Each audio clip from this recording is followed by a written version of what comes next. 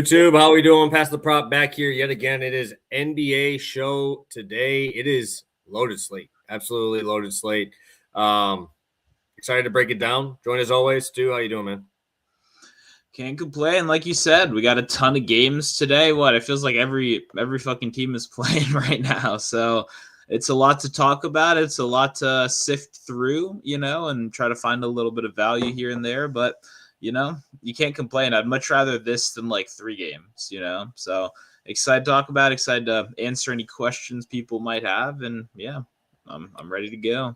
Yes, sir. Especially if you're on YouTube, obviously makes it a lot easier for us to see that right away. I'm going to get the ticker off. That's where I had that on my YouTube play of the day, but that's where you can find me now as I continue my assault attack on Twitter and getting my account back. But we'll see how that goes. Get to do a quick recap from last show. Probably one of the easier ones I had. I had 2 really sweat-free free plays on Monday, which is always fun when I don't have to like sweat everything out and worry. Jokic over 22.5 rebounds plus assists. I think he ended up with like 28. It was pretty easily handled. I think third quarter he hits his triple-double if you wanted to play that. So super easy one as we move into betting on NBA a little more regularly. Yeah, what do you have, like 15 in the first quarter? I mean, that was crazy. You got off to an insanely hot start in that in terms of rebounds and assists. So yeah, it was like you said, pretty much as sweat-free as you can get for like a line this high, to just be like on pace the whole game or ahead of pace, I guess, all game.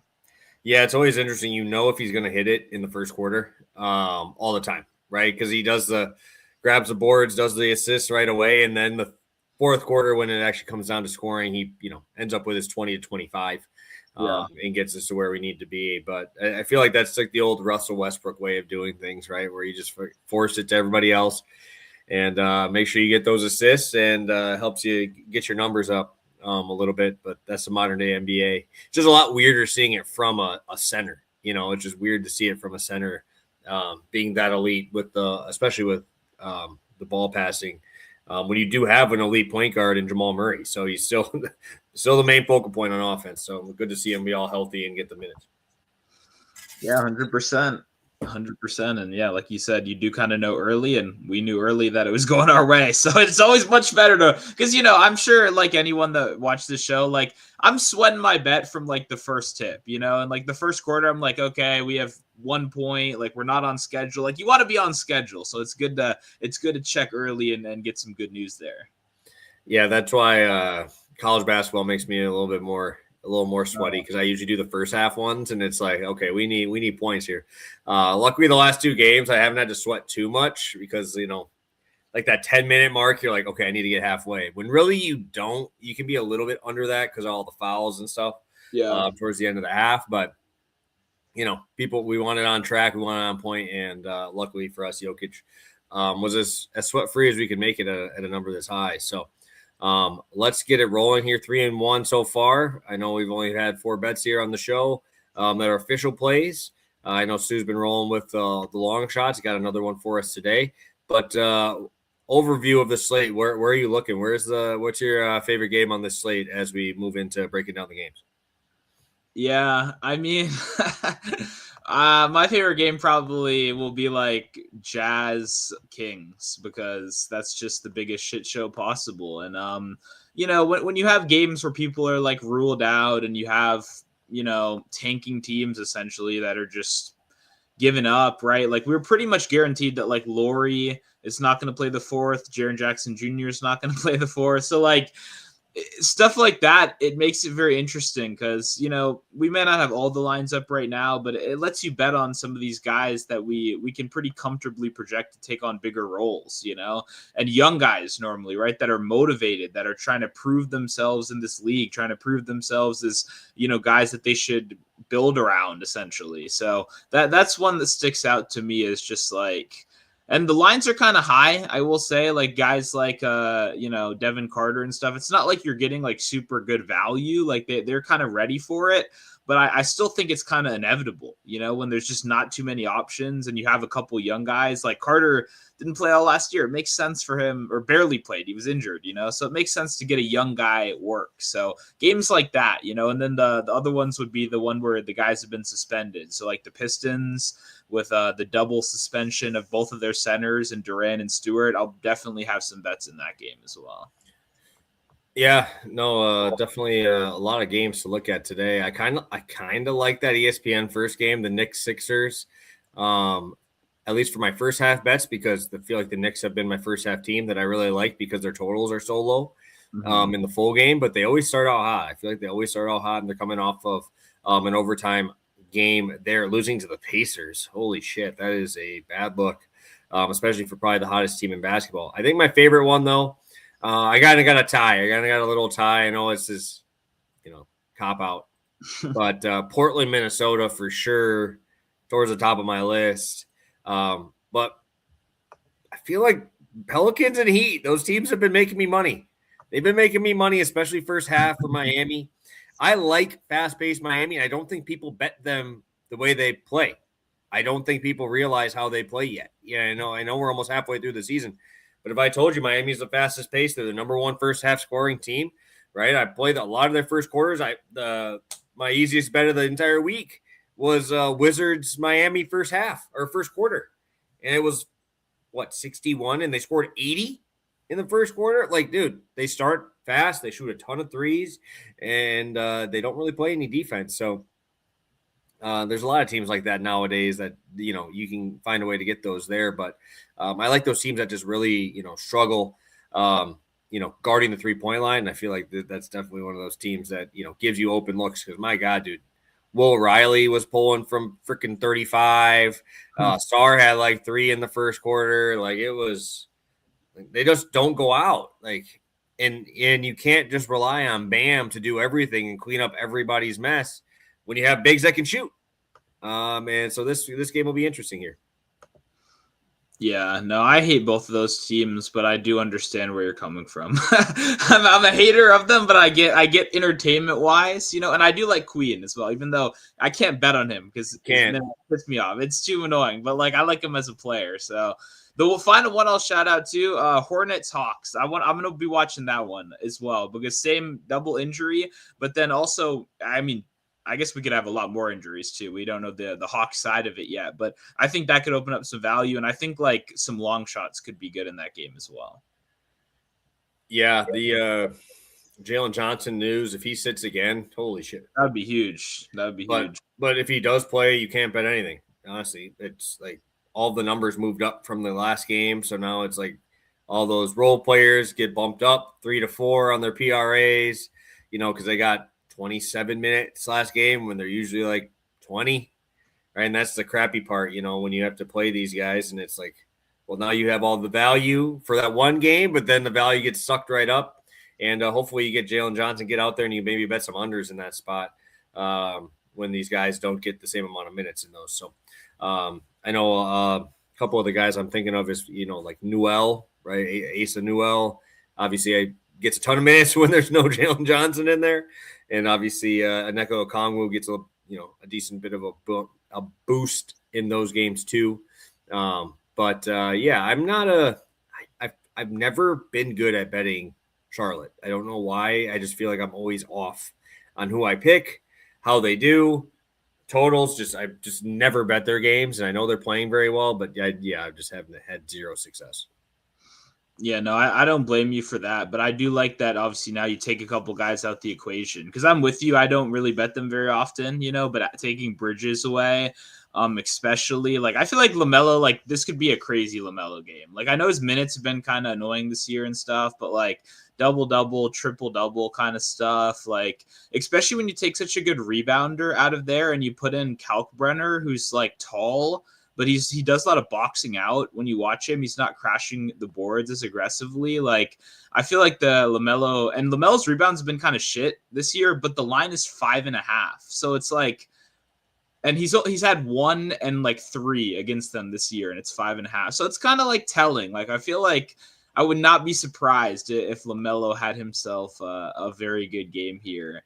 as just someone that picks up some of the usage that's kind of the left around still, Yeah, the tough part for props is even without Bridges, now you have 3 dudes with over a 20.5 point prop. Like, Yeah. I'm not playing the points. That's what I'm saying. It's just makes it impossible. Also, I will say most fadeable team ever now for me in terms of prop market is the fucking Bulls. I fucking hate that team now, dude. I hate them. They're horrible. They're freaking horrible. Like, you have Anthony Simons who doesn't pass. You have Colin Sexton who doesn't pass. And you have a young guy that I thought was going to take a step forward in Buzelis blows. He hasn't done shit. Now that he's the one option, he looks horrible. He's getting shut down. I'm like watching these games. I'm trying to get my Buzelis spot where I can grab him. Even in these good matchups, they look absolutely horrible. Dreadful team. I'll probably fade them forever. I'll probably be I don't know if I'm going to bet a spread on them, but I'm really close to just fucking taking Boston alternate up to 20. I think they beat the absolute piss out of these dudes in the Garden. It's got to be a nice Peyton Pritchard day, too. I feel like all guards against that guard room is just a buy. I mean, you got a bunch of guys and none of them play defense, right? I mean, they're all, like you said, Simons, Ivy, like this group of guys, and they're just like, you can bully all those dudes, and like neither of them are really going to keep up with you. Sexton, the only thing I like Sexton for points. I've been on him these last couple games, and he just chucks shots. He always does the same thing. So it's hard not to like a guy that will continue to, but he's 15.5 points now. So it's like, they're kind of ready for that as well. And like you said, they all kind of overlap. They can take each other's minutes at times. So tricky, but it is a double revenge game. If you're out there for Simons, obviously just traded away from Boston. You got Vucevic. I don't know if is that game in Boston, so I guess Vucevic doesn't get to go back home, so that's not as cool. But that I'm sure people will be betting that 100% today if I check Twitter. If I Google revenge game. Yeah, I mean Simon's at 18.5 points, and they don't play anybody over 32 minutes. Really, they're all just right in that horrible range of like the death range of minutes / usage and. Yeah, I kind of like the move for Pritchard back to the bench, and he just fucking goes for more. He's like the second highest minutes anyway. He plays more minutes than Derek White, and Derek White freaking starts and is their second option in the starting lineup. So, it makes it very interesting. Yeah, the whole crypto shit. I'm done with those freaking ads and shit, dude. I know it's coming online too. What's up, guys? I guess the question is for Stu. I took Allen over 15.5 points against your Wizards. Blowout potential, but Allen has been on fire with no Mobley. Any thoughts, Stu? Yeah, it's a good question. I mean, what I was looking at, I was hoping that I could get 4 first quarter points, but it's 4.5. He's not shooting any threes, so that means another bucket. I might go up to plus money and just take 5.5, for first quarter, because that is widely available. First half doesn't really exist that much that I've seen, but I would play first half if that's a thing. I don't maybe DraftKings and like Prize Picks only kind of thing. But I mean, the thing is, right? Washington, you're gonna body them in the paint, right? Sarr might play. We don't really know. Sarr's the one guy they got, so that could be a more interesting matchup. But if it's not Sarr, you got like Vukcevic out there starting. He started the last game over the weekend, or earlier this week. So I don't know. Like the matchup is good. I'm just worried. It's a 17-point spread at this point now. Like I'm a little concerned about Washington's ability to stay in this game. But now you got Harden feeding Allen in the paint, which is just like, why do you guys think Zubac looks so good? Like, I mean, he's just getting fed premier looks. Like Allen, same situation here. So his scoring like upside is really good, but I'm just not running to play like full game props when the Wizards, if the game is close, like they're pulling Alex Sarr, they're pulling everybody and just saying like, let's let the bench guys ride this one out. So that's my concern. It's just like, how can he get there in 3 quarters, right? A guy like Donovan Mitchell has a lot better path of getting to points in 3 quarters than Allen, because he's going to have the ball a lot more in his hands and he's going to be able to take over drives himself more. Like Allen, I don't know. He's more reliant on other guys. Obviously, he's been having a good run and it's a good matchup, but just a little concerned about how close the game is pretty much. So I probably won't have anything on Allen in this one. Yeah, it's interesting. I like Mitchell. I'll have him in my best bet today, but I just don't know. I think Wizards keep it close in the first half. I think it's like 9.5 or 10.5 first half spread for Cavs. but their first half team total is almost 70. It's 68, 67 or 68 points. Yeah. Going across the books. Like through 3 quarters, very live to score 100, right? So it's like if they're getting to the blowout, obviously they got to get there somehow. Like they're not just, and that's the thing I feel like kind of kills people in DFS, and that I feel like I've had my better days on are the ones where I'm like, I don't give a shit if this team gets blown out because this dude's going to have to put up 60 fantasy points to be able to get that team to be winning by that much. And I don't know. I got a little more faith in your Wizards to not lose by 20. I think that if they do get beat by 20, it's like the last 4 minutes where they probably keep Jalen Tyson on the floor because he's been getting some of those late minute runs when they had all the when there was the big 3 or 4 that they had over there. So you might see Jalen Tyson get some run against the 4-string Wizards, and that ain't bad. Yeah, I mean, it's just like I know Washington has had some good games recently, like the Pistons win and stuff like that. But for me, I think the trade deadline really intensified the tank wars, right? Because first, Washington was only competing with like a couple teams. Now you have more enter the equation, right? Like the race got bigger. And it feels like since then, like even young guys like Sarr and George are not playing until the end of the game. Like they're not playing the fourth quarter at all. So it's like, man, but it is the last game right before the break as well. So I'm kind of like, why wouldn't you let the young guys? Because for me, I was looking at Trey Johnson, right? Pure bucket, not really adding any defense, good for overs in general. Like, I think he comes back and scores, but I don't know what his usage is going to be like. He's actually off a real injury too, not a fake one. He did hurt his ankle a couple games ago, leave.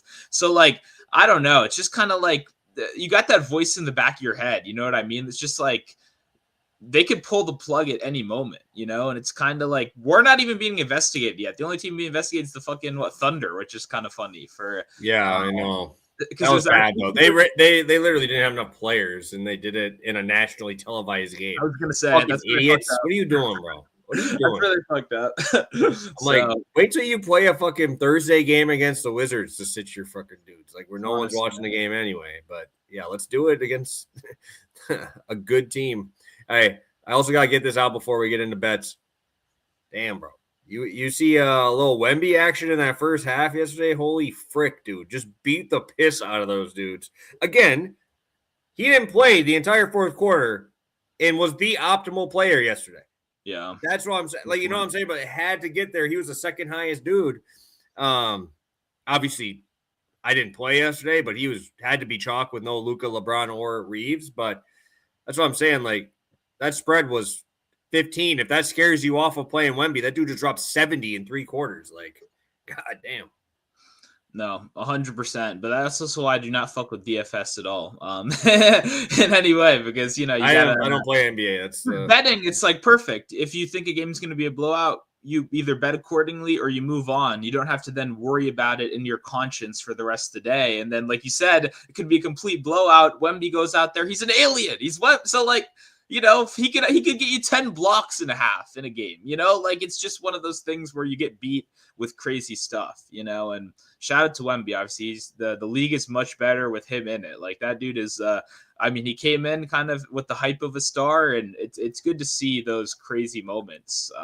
Even the blocks that you just randomly see on your timeline of him just like pretty much at like the foul line, like blocking shit, from like out, you're like, when are we going to get a guy like this again, No, for sure.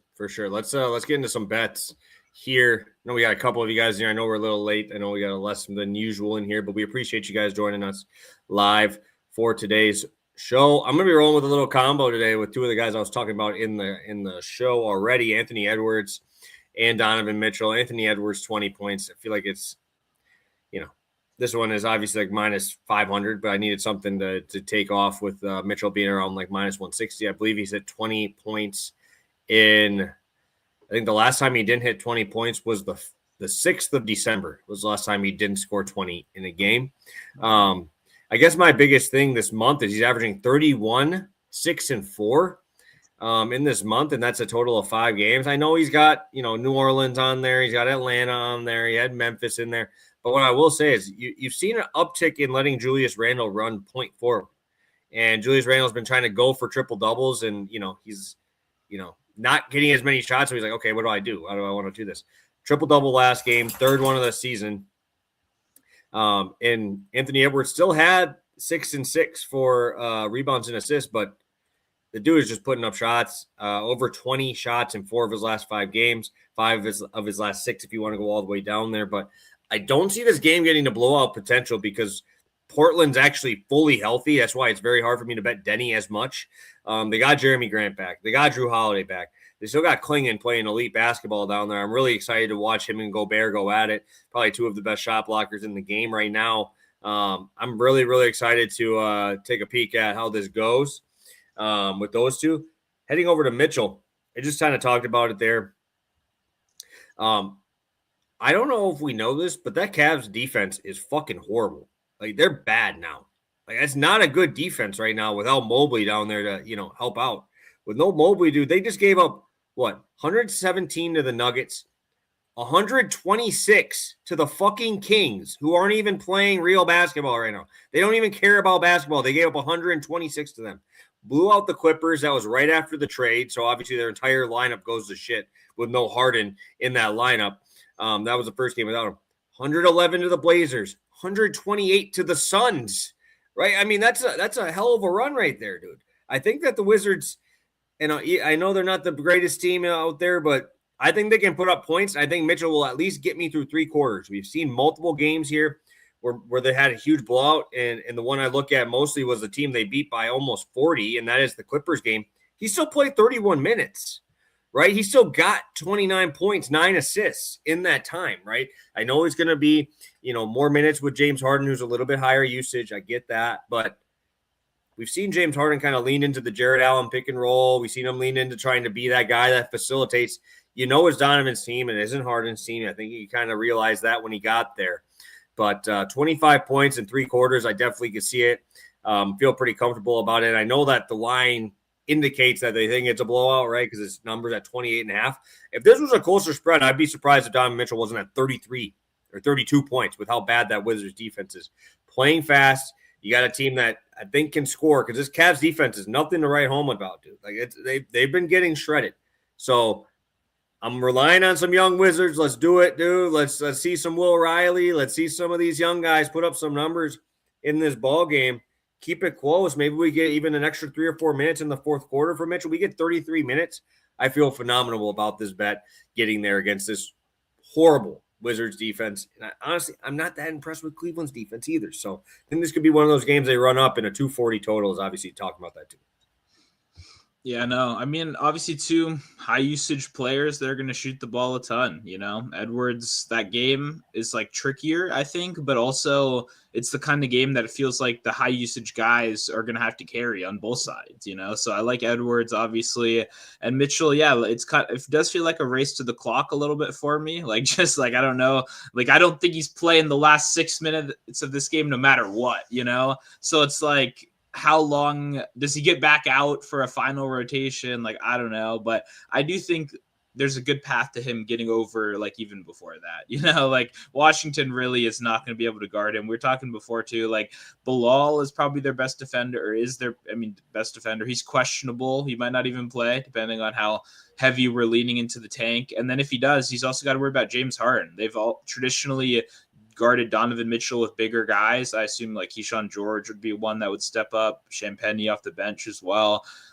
So yeah, it should be a good matchup there. Should be a lot of opportunity. I was looking at over 6.5 first quarter points. We were talking before. He only plays 8 first quarter minutes, 8 to 9 essentially.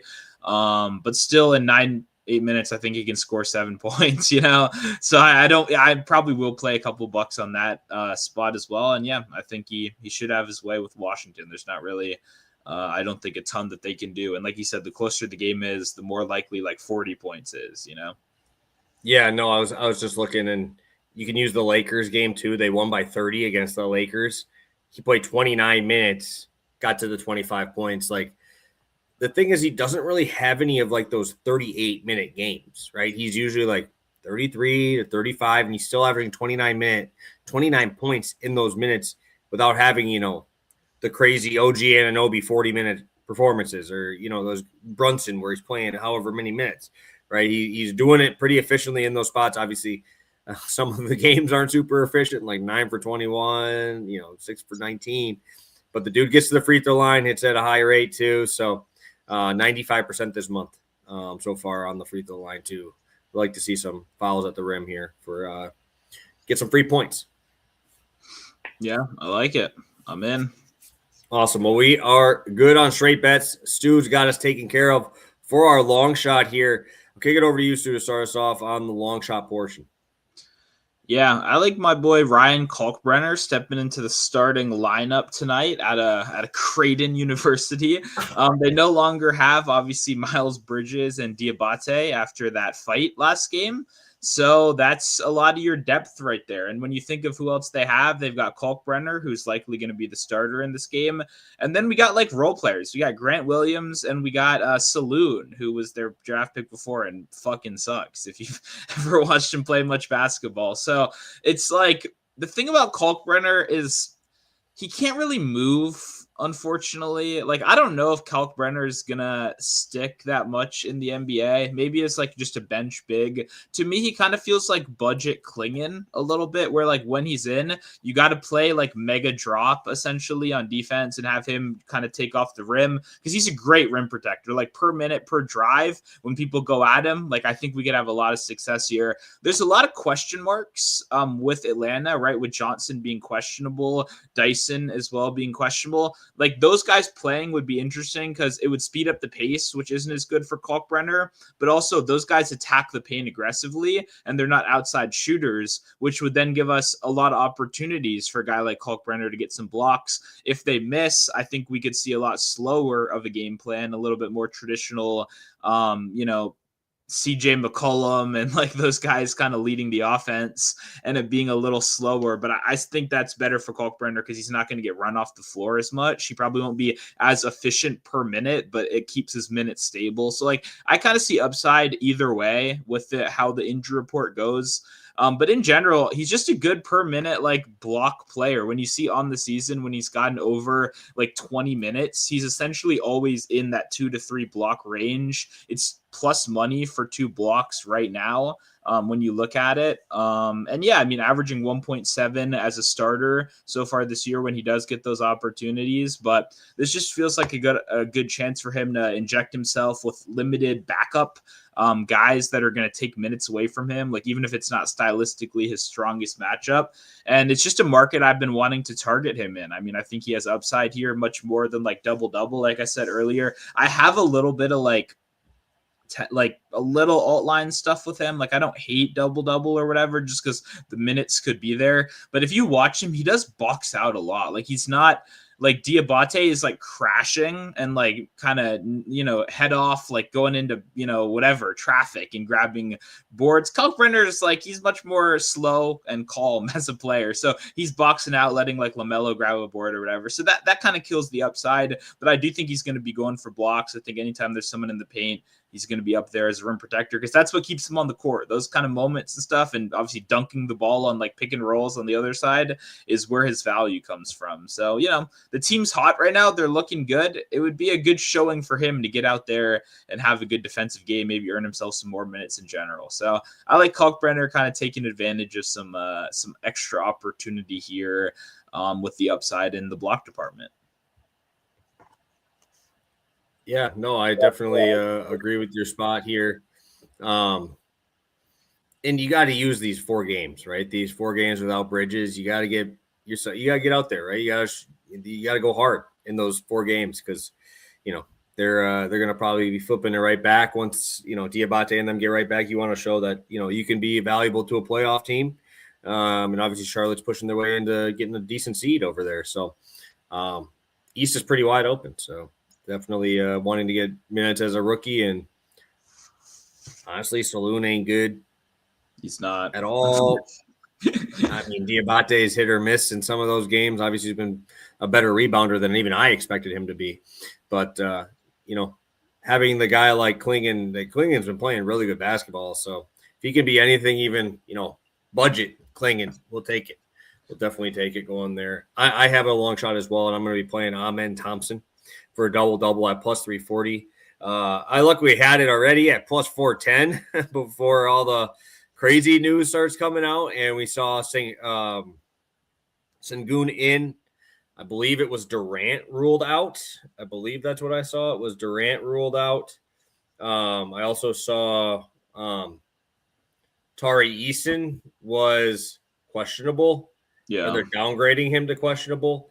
I just can't imagine that they're going to try and push him on a back-to-back here, especially, after, it's the same team. You're playing the same freaking team as you played last night. So just looking through all of the other games here, I'm not a huge fan of going to these games with this low of a total, but Amin Thompson's at 7.5 rebounds per game. That game yesterday was weird as hell because I had Sengun double last night, and I'm looking, I'm like, who's grabbing all these damn rebounds? Jabari Smith 10.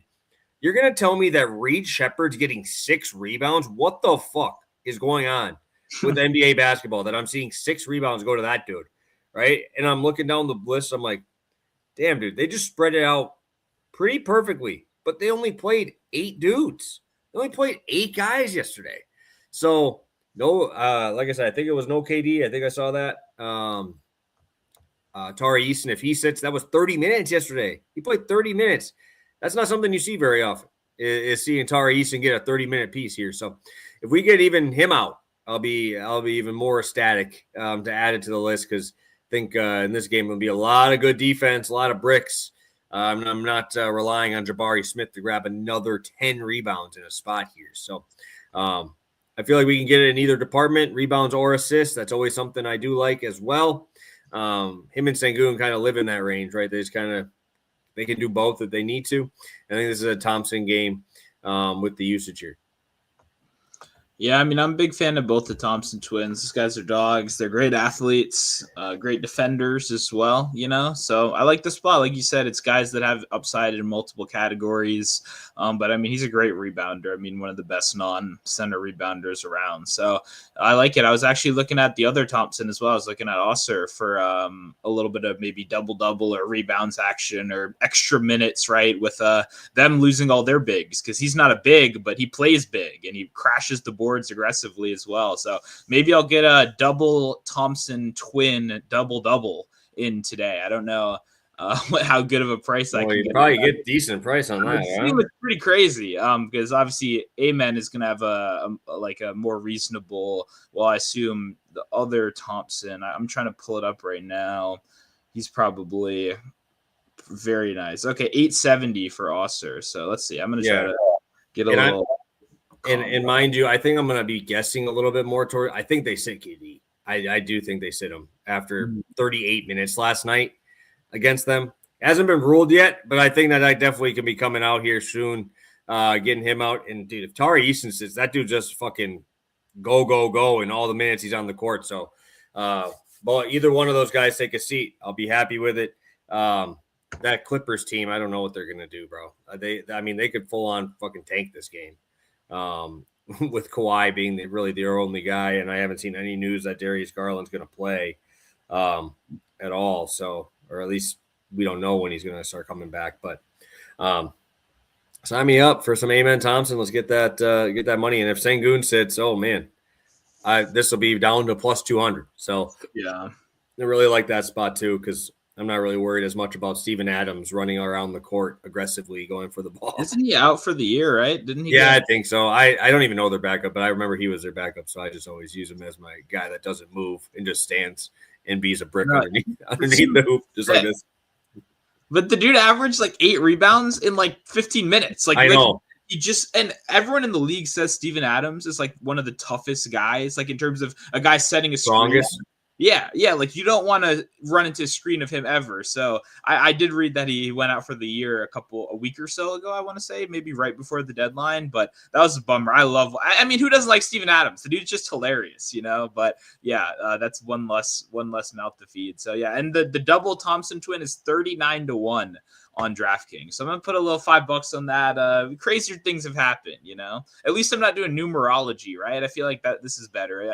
Same last name parlay is better than like it's the 11th day of the day, So we've got the number 11. 11. People do that now. I didn't know this was such a big thing. There are guys with like 50K on Twitter that are tweeting this shit. I'm like, oh my God, please don't follow that. Like, oh, I mean, it's too late if you are. Like, I don't know if I'll be able to convince you, but like, oh my God, like, please don't bet that stuff. I'd rather you believe someone that someone is rigging the games and they have the answers. Like, I'd rather go with that than like numerology, man. So yeah, you see some crazy stuff out here, but the Thompson twin last name twin parlay is only a little bit superstitious. There's some analysis in there as well. Yes, sir. Well, we will be maybe back tomorrow. I'll talk to Stu about possibly figuring out a time tomorrow, because I don't believe there's anything for Friday with the All-Star break, and I ain't betting on no All-Star game weekend BS. So bad now. Oh my God. The dunk contest, I got the notification. One of the guys, I didn't even know who the fuck that was. I've been betting the sport every day for 5 years. Like, I don't know what the fuck that is. So this shit is. We'll bring up Matt McClung again, at least, if we're gonna get. I saw that he is. Yeah, I saw he is in something. Like, no, I think he got signed to the NBA now, but they snubbed him. I don't think he's doing it anymore this year. But at least he was kind of funny. At least he brought something. If you've been hip to basketball for a while, you probably saw those Matt McClung highlight tapes from high school. You probably saw him transfer a couple times in college, but he's always at least fun out there. Like, now they've got truly random dudes. So we need to bring like a 1v1 contest. That's the only thing. That's what I'm going to keep saying. Hopefully someone does this eventually. That's the only way to get these guys to care, because minimal injury risk, right? With the 1v1 kind of tournament thing, like, it's not that deep. First to 12. If you lose, you can always say it was only 12 or whatever. I guess maybe for NBA guys, you could do 15 or 20 or whatever, but we need a 1v1 tournament. That's the only way to get people to care, because like, these dudes all have egos, right? If you've ever watched an athlete podcast, they don't think they're losing to fucking anybody in the league. So make them actually test it out a little bit. Yeah, high intensity 1v1, that would be sick. So please, Lee, I mean, I don't know what's stopping them. The whole weekend is dead. Like, nobody cares about this stuff at all anymore. 3-point contest used to be cool. I mean, it's kind of boring now. Like, I mean, we're just going to watch them all. These guys are pros. Like, of course they can hit open gym threes. We know none of them are better than Steph anyway. So, you know what I mean? It's like, I don't know. The whole weekend just sucks. The only thing I think is cool is Damien's coming off of fucking not playing for 8 months, and he's going to go do the 3-point contest. Like, oh, really? Did I miss that? Is Damien, Lillard's in it. Yeah, with a team right now. He's with Portland. Okay.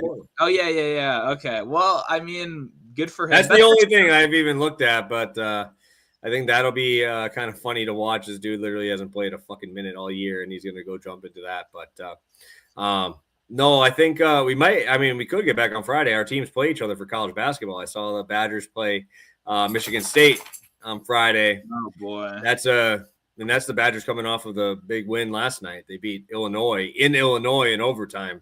What a fucking win. Probably the two biggest wins in the Big Ten right now are fucking Badgers beating Michigan at Michigan when they were 1, and now beating Illinois in overtime. So they get to go. I think they're playing them at home this week. And wait, was that game like just yesterday? Was that what you're talking about? Yeah, Illinois game was yesterday. Yep. I keep getting clips. Did you watch it of that guy in Illinois that's going like rising in the draft now? I forget his name. Yeah, Wegler. What do you think of him? You think he's fucking good, dude? Yeah, he's fucking good. But he wasn't even recruited that highly. He was like a 2 or 3 star, and he's probably the 3rd best freshman. I heard it's because he's not that seemingly like as athletically crazy, but he's not that big. He's not like Devanza. He's not, he's not like a son of a fucking NBA player. Yeah, like Boozer. Like he feels like he plays a little European. He's got he's 20 something plus a game in Big Ten play, which is fucking impressive. I don't care who you are, that's fucking impressive in the Big Ten. So so we'll see. I see our teams play each other on Friday, so it'll be an interesting one. I know I'll do my normal videos and everything there. But yeah, I'm just going to keep working on trying to get this back. It's honestly not looking very promising. I might honestly have to just switch it over and fully commit to the rebuild. I might have to go back to the fucking drawing board and do what the Wizards are going to do and throw down the tank and then start new with the hopefully not Darren Peterson, because he'll sit 90% of your games. Yeah, I need to. I don't want to draft this guy anymore. Like, I know he's a bucket, but it's stressing me out too much. Like, give me AJ at this point. Like, dude, I don't know. What an impressive game last night, bro. That was fucking cool. I had Robert Wright, or the other guy, right, who used to play for Baylor, and he put up 28. They had 67 or 68 points combined in a college basketball game. That's fucking crazy, man. So shout out to BYU putting up a show. And, we will be back. Best thing I can say is go on YouTube, make sure you're subscribed and have the notification bell on. And when we go live, we'll always be live here. So hopefully everything else will kind of take care of itself, but we'll see. Appreciate you guys. Catch you soon. And good luck on all your bets tonight.